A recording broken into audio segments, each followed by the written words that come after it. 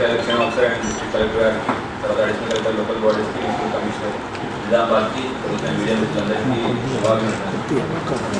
వాళ్ళందరికీ తెలుసు.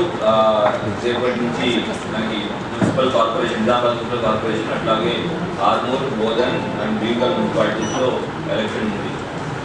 టోటల్ వార్డులో డివిజన్లు కలిపి 146 ప్లేసెస్లో వార్డ్స్ ఆర్ డివిజన్స్లో ఎలక్షన్ ఉంది.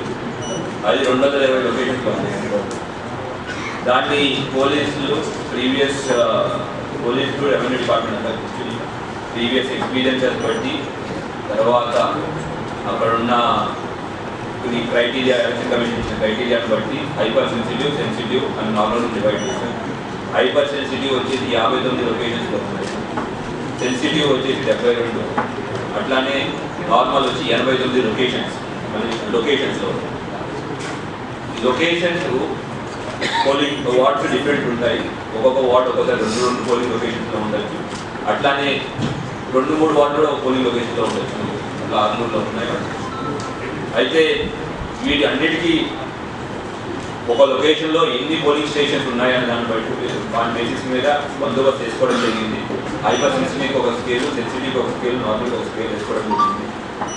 ఇట్లా టోటల్ మన ఈ 220 లొకేషన్స్కి ప్రతి లొకేషన్కి ఇక్కడ నుంచి distribution centres, DRC 4 different 4 DRC centres నుంచి వెళ్ళే వెహికల్స్కి మనం రూట్ మొబైల్స్ ఇచ్చుకోవాలి. అట్లాగా మొత్తం నిజామాబాద్లో 38 రూట్ మొబైల్స్ ఇవ్వడం జరిగింది. అట్లానే ఏరియాని బట్టి ఇక్కడ నిజామాబాద్లో అయితే ప్రతి ఒక్క పోలీస్ స్టేషన్ పరిధికి ఒక స్ట్రైకింగ్ ఫోర్స్ ఇవ్వడం జరిగింది. అంటే బోధను, ఆర్మూర్, రూరల్ ఒకే పోలీస్ స్టేషన్ లిమిట్లో ఉంటాయి కాబట్టి దాన్ని మళ్ళీ డివైడ్ చేసుకుని బోధన్లో 3 స్ట్రైకింగ్ ఫోర్సులు, ఆర్మూర్లో 2, భీమకల్లో 2 ఇట్లా స్ట్రైకింగ్ ఫోర్స్ డివైడ్ చేసుకోవడం జరిగింది. తర్వాత స్పెషల్ స్ట్రైకింగ్ ఫోర్స్లని ఏసీపీల ఆధ్వర్యంలో పెట్టడం జరిగింది. స్ట్రైకింగ్ ఫోర్స్లన్నీ సిఏ ఆధ్వర్యంలో ఉంటాయి, స్పెషల్ స్ట్రైకింగ్ ఫోర్సులు వచ్చి ఏసీపీ ఆధ్వర్యంలో ఉంటాయి. ఈ స్పెషల్ స్ట్రైకింగ్ ఫోర్సులతో పాటు ఎక్కడైతే సమస్యాత్మక ప్రాంతాలు ఉన్నాయో, ఎక్కడైతే జనాలు ఎక్కువ గుమిగూడుతారో, ఎక్కడైతే ఎటువంటి ఇష్యూస్ ఉంటాయో అటువంటి 22 law and order certificate identify చేసుకోవడం జరిగింది. అక్కడ సర్టిఫికేట్ బందోబస్తు చేసుకోవడం జరిగింది. అట్లానే అక్కడ announcement system, public address system కూడా పెట్టుకోవడం జరిగింది. టోటల్ జనాలకి అందరికీ ఈ వాళ్ళ యొక్క ఉన్న రిస్ట్రిక్షన్స్ కానీ, లేదంటే వాళ్ళు ఫాలో అవ్వాల్సిన రూల్స్ కానీ లొకేషన్లో అందరికి అనౌన్స్మెంట్ ఇవ్వడం జరుగుతుంది. మన ఎయిమ్ ఏంటి అంటే ఇవాళ నిన్నటితో ఎలక్షన్ ఓటింగ్ నిన్నటితో ప్రచారాలు అయిపోయినాయి. ఇవాళంతా సైలెంట్ పీరియడ్ ఉంది. రేపు ఎలక్షన్ అవుతుంది, తర్వాత 13వ తారీఖు కౌంటింగ్ అవుతుంది. దెన్ నెక్స్ట్ అని ఈ ఎంటైర్ ప్రాసెస్లో ఎంతమంది గురించి అంతమంది ఓటర్లు వాళ్ళ ఓటు హక్కుని సద్వినియోగం చేసుకోవాలని, ఎటువంటి ఇష్యూస్ లేకుండా, ఎటువంటి ఇబ్బందులు లేకుండా వాళ్ళ ఓటర్ను సద్వినియోగం చేసుకోవడం, ఎటువంటి ప్రలోభాలకు పాల్గొకుండా వాళ్ళు ఓటర్ను సద్వినియోగం చేసుకోవాలి. వాళ్ళు ఇంటి నుంచి ఓటు వేసి తిరిగి ప్రశాంతంగా వాళ్ళ ఇంటికి వెళ్ళిపోయేటట్టు, తర్వాత ఎలక్షన్ ప్రక్రియలో భాగంగా కౌంటింగ్ కానివ్వండి, మిగతా కూడా ప్రశాంతంగా జరిగేదాని విధంగా స్ట్రాంగ్ రూమ్స్ని డిస్ట్రిక్ట్ అడ్మినిస్ట్రేషన్తో పాటు పోలీసు వారు కూడా వెళ్ళి వెరిఫై చేయడం, వాటికి సపరేట్ బందోబస్తు వేసుకోవడం. ఎలక్షన్ బందోబస్తు వేసే వాళ్ళని మళ్ళీ స్ట్రాంగ్ రూమ్ బందోబస్తు వేసుకోకుండా సపరేట్గా వాళ్ళని ప్రాపర్టీ ఇవ్వడం జరిగింది.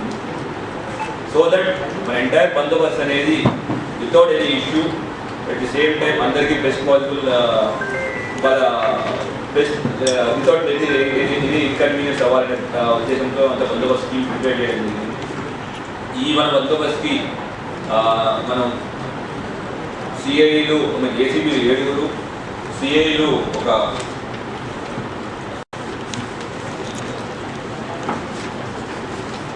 సిఐలు 70 మంది, అట్లాగా ఇన్స్పెక్టర్ సిఐలు అంటే ఎస్ఐలు 70 మంది దాకా. అండ్ టోటల్ స్ట్రెంత్ 1376 మంది టోటల్ స్ట్రెంత్తో పాటు 3 ప్లటూన్లు డిప్లాయ్ చేయడం జరుగుతూ ఉంది. వీళ్ళలో మనకి మన పోలీస్ డిపార్ట్మెంట్తో పాటు 100 మంది ఎన్సీసీ క్యాడెట్స్ కూడా తీసుకోవడం జరిగింది. సో దట్ వాళ్ళని క్యూ కంట్రోల్లో వాడటం, వాళ్ళని క్యూ కంట్రోల్ కొన్ని పోలింగ్ స్టేషన్లో ఎక్కువ 4000-5000 ఓట్లున్న పోలింగ్ స్టేషన్లో వాడటం, క్యూ కంట్రోల్ చేయడానికి వాడటం. అట్లానే మనకి బయట నుంచి అంటే సిఐడి నుంచి, యాంటీ కరప్షన్ బ్యూరో నుంచి అండ్ హైదరాబాద్ సిటీ పోలీస్ నుంచి కూడా ఫోర్స్ రావడం జరిగింది. వాళ్ళందరికీ డిప్లాయ్మెంట్ చేసుకుంటూ, వాళ్ళందరికీ బ్రీఫింగ్ ఇచ్చుకుంటూ ప్రతి ఒక్కరికి పాయింట్ టు పాయింట్ బ్రీఫింగ్ చేసుకుంటూ ఎంటైర్ బందోబస్తును ప్లాన్ చేసుకుంటూ మీడియా మిత్రుల ద్వారా అందరికీ ప్రజలందరికీ ఎవరైతే ఓటు హక్కు వాళ్ళు వినియోగిస్తున్నారో అందరికీ ఒక విజ్ఞప్తి, రేపు మీ అమూల్యమైన ఓటు వినియోగించుకోవడానికి ఒక అద్భుత అవకాశం అందరూ వాడుకోండి. అయితే 100 మీటర్లు నుంచి 100 మీటర్ల పోలింగ్ స్టేషన్ నుంచి బౌండరీ నుంచి 100 మీటర్ల దాకా ఎటువంటి వెహికల్స్ యొక్క అనుమతి ఉంటుంది. తర్వాత పోలింగ్ బూత్ లోపలికి ఎటువంటి మొబైల్ ఫోన్స్ అలౌ చేయరు. మీకు ఇచ్చిన టైమింగ్ మార్నింగ్ 7 నుంచి 5 దాకా ఏదైతే సమయం ఇచ్చారో ఆ సమయంలో మీరు ఓటు హక్కులు వినియోగించుకోవాలి. తర్వాత అక్కడికి వచ్చిన తర్వాత మీరు అక్కడ అన్ని చోట్ల 163 అంటే పాత రోజుల్లో చెప్పాలంటే 144 CRP సెక్షన్ అమల్లో ఉంటుంది. అనవసరంగా అకారణంగా ఏరియాలో తిరగడం అటువంటి చేయకండి, ముందుగడడం అటువంటి చేయకండి, అది చక్కరించండి. మీరు ఓటు వేసుకోండి, ఓటు వినియోగం చేసుకుని మళ్ళీ మీ ఏదైతే దినచర్య ఉందో దానికి వెళ్ళిపోవాలి. అంతేగాని ఎలక్షన్ ఎవరైనా దాన్ని మిస్యూజ్ చేస్తే మాత్రం వాళ్ళని తప్పకుండా కఠినమైన యాక్షన్ తీసుకోవడం జరుగుతుంది. అట్లానే ఈ లాండ్ ఆర్డర్ క్రికెట్స్తో పాటు మేము హోల్డింగ్ పాయింట్స్ డిసైడ్ చేసుకున్నాం.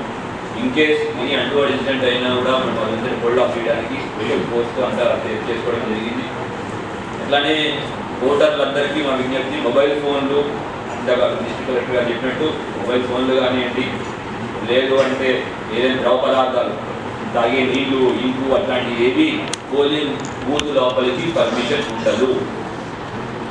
ఇటువంటి వాళ్ళు ఎవరైతే తీసుకువెళ్ళినట్టు తెలిసిన ముందే మనం ఫ్రిస్కింగ్లో చేస్తాం, ఫ్రిస్కింగ్ చేసి అక్కడ ఆపేస్తాం. దానికన్నా ఉత్తమం మీరు తీసుకురావడం ప్రస్తుతం. మీకు కావాల్సిన వాటర్ అండ్ అదర్ ఫెసిలిటీస్ కూడా ప్రతి పోలింగ్ బూత్లో కలెక్టర్ మేడం అన్నింటి అరేంజ్మెంట్స్ చేశారు. అండ్ దగ్గరుండి additional collector local bodies ensure చేసుకున్నారు. సో అటువంటి ఏవి తీసుకురాకూడదు. అండ్ ముందే ఫోన్లన్నీ బయట పెట్టించేస్తారు. ఎవరైనా ఫోన్ తీసుకుని తెలిస్తే మాత్రం వాళ్ళ మీద కేసు పెట్టడం జరుగుతుంది. ఇంతకుముందు మనకి కేసు పెట్టి వాళ్ళ మీద శిక్షలు వచ్చిన కూడా వృత్తాంతాలు ఉన్నాయి. సో వాళ్ళందరికీ మళ్ళీ ఒకసారి విజ్ఞప్తి. అట్లానే ఇప్పుడు ఇంపార్టెంట్ స్టెప్ మేము ఎంత చెప్పినా ఎండ్ ఆఫ్ ది డే మేము ఎన్ని అరేంజ్మెంట్స్ చేసినా ఓటర్ల కోసం వాళ్ళు వచ్చి వాళ్ళు ఓటర్ హక్కు వినియోగం చేసుకోవాలి. సో అందరికీ డిస్ట్రిక్ట్ అడ్మినిస్ట్రేషన్ తరఫున, డిస్ట్రిక్ట్ కలెక్టర్ గారి తరఫున, నేను పోలీస్ కమిషనర్ నేను అందరికీ రిక్వెస్ట్ చేస్తున్నాను, మీ అమూల్యమైన ఓటు హక్కును వినియోగించుకోండి. Thank you. జై. Social media